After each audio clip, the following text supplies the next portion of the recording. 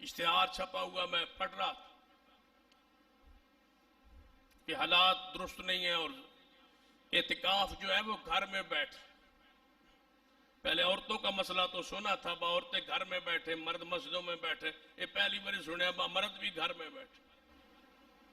वला तुबाशिरूहुन्ना व अंतुम आकिफून फिल मसाजिद ला इतिकाफा इल्ला फी मस्जिद।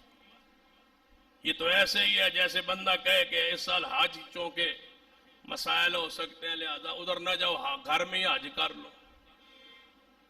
जिस तरह घर में हज नहीं हो सकता, उम्रा नहीं हो सकता, घर में इतिकाफ नहीं हो सकता। इतिकाफ मस्जिद है,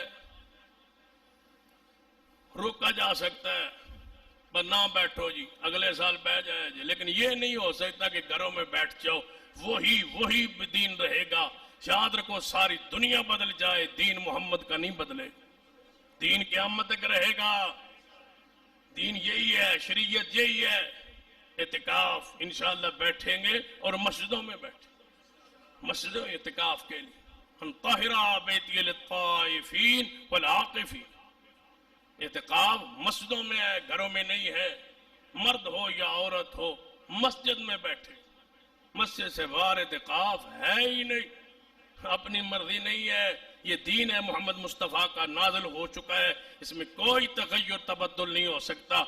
दीन की hayat को बदलने की कोशिश की जा रही है।